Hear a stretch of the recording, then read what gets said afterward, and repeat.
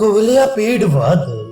नारद जी कहते हैं, राजन, रजत के मस्तक का छेदन, धनुष के भंजन तथा रक्षकों के वध का समाचार सुनकर कंस को बड़ा भय हुआ। तत्काल उसके सामने अपशकुन प्रकट हुए। उसके बाएं अंग फड़कने लगे। उसे स्वप्न में अपना अंग भंग दिखाई देने लगा। इससे दैत्यों के राजा कंस को रात भर नींद नहीं आई। उसने स्वप्न में यह भी देखा कि वह प्रेतों से घिरा हुआ है। उसके सारे शरीर में तेल मला गया है तथा वह नंग धड़ंग जपा कुसुम की माला पहने भैंसे पर चढ़कर दक्षिण दिशा की ओर जा रहा है। प्रातःकाल उठकर उसने कार्यकर्ताओं को बुलवाया और उन्हें मल्ल क्रीड़ा महोत्सव प्रारंभ करने की आज्ञा दी। सभा मंडप के सामने ही विशाल प्रांगण से युक्त स्थान पर रंगभूमि की रचना की गई। वहां सोने के खंभे लगाए गए, सुनहरे चंदोबे ताने गए और उनमें मोतियों की लड़ियां लटका दी गई। नरेश्वर सुंदर सोपानों और स्वर्णमय मंचों से वह रंगभूमि बड़ी शोभा पाने लगी। राजा के लिए रत्न में सुंदर मंच स्थापित किया गया। उस पर इत्र लगाया गया। उस मंच पर इंद्र का सिंहासन लगा दिया गया। उसके ऊपर सुंदर बिछावन और तकिए सुसज्जित कर दिए गए।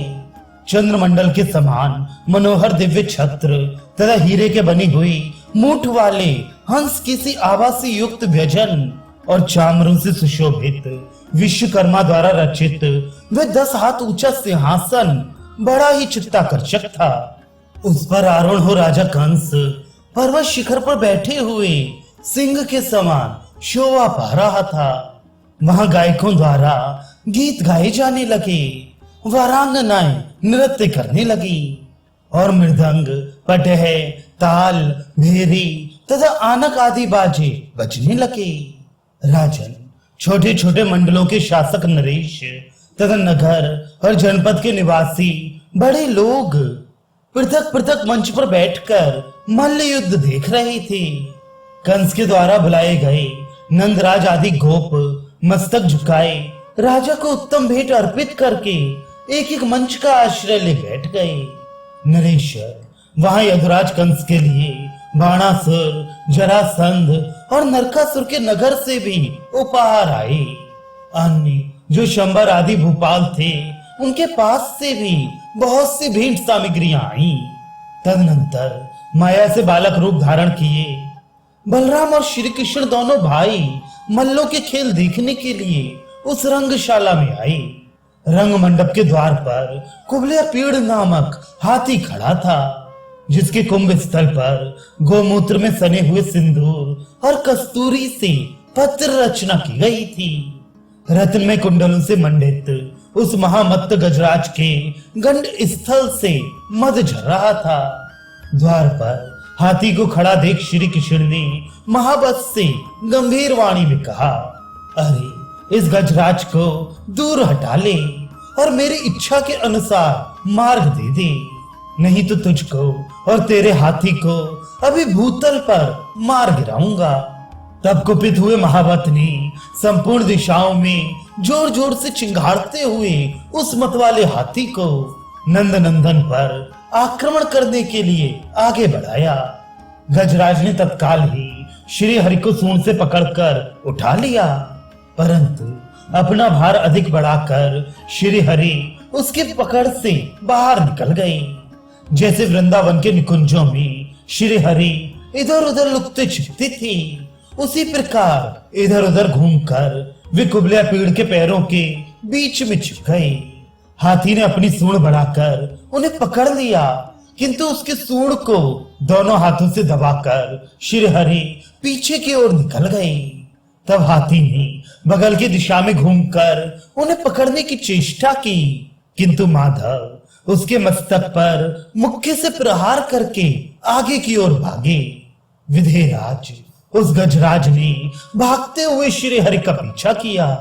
उस समय मथुरापुरी में कोहराम मच गया। फिर श्री हरि चक्कर देकर इधर पीछे की ओर निकल आए। उधर महाबली बलदेव ने जैसे गरुड़ सर्प को पकड़ते हैं उसी प्रकार अपने बाहुदंडों से उसकी पूंछ पकड़कर उसे पीछे की ओर खींचा।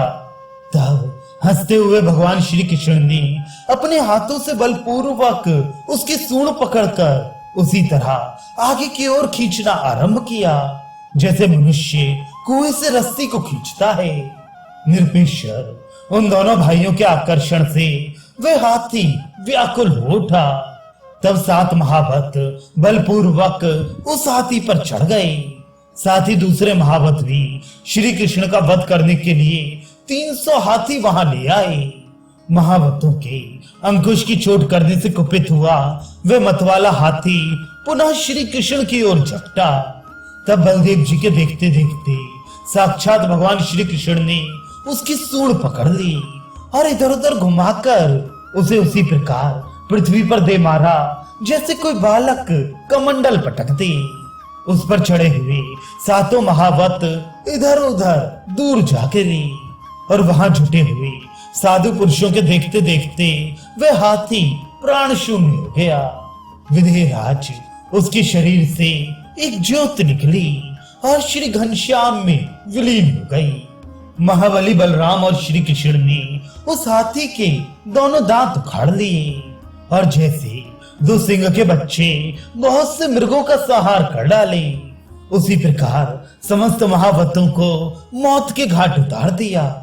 हाथी के मारे जाने पर जो अन्य महावत बच्चे थे वे सब इधर उधर भागकर उसी प्रकार छिप गए, जैसे वर्षा काल व्यतीत हो जाने पर बादल जहां के तहां विलीन हो जाते हैं। इस प्रकार कुबलिया पीड़ का वध करके पसीने के बूंदों और हाथी के मद से अंकित हुए बलराम और श्री कृष्ण दोनों बंधुओं, गोपों तथा शेष दर्शनार्थियों के मुख से अपनी जय जयकार सुनते हुए बड़ी उतावली के साथ रंगशाला में प्रविष्ट हुए। उस समय उन दोनों के मुख अधिक परिश्रम के कारण लाल हो गए थे। उनके हाथों में हाथी के दांत थे। वे दोनों दिशाओं में एक साथ चलने वाले अनिल और अनल की भांति बड़े वेग से रंगभूमि में पहुंचे। उस समय मल्लों ने उन्हें महामल्ल समझा और नरों ने नरेंद्र, नारियों ने उन्हें कामदेव माना और गोपगणों ने व्रज का स्वामी। पिता की दृष्टि में वे पुत्र जान पड़े और दुष्टों को दंडधारी यमराज के समान प्रतीत हुए। कंस ने उनको अपनी मृत्यु समझा और ज्ञानी पुरुषों ने उन्हें विराट ब्रह्म के रूप में देखा। उस समय बलराम के साथ रंगशाला में गए हुए श्री कृष्ण को योगी शिरोमणि महात्मा पुरुषों ने परमात्म तत्व के रूप में अनुभव किया। सभी तरह के लोगों ने अपनी पृथक पृथक भावना के अनुसार उन परिपूर्ण देव श्री हरि को विभिन्न रूपों में देखा और समझा।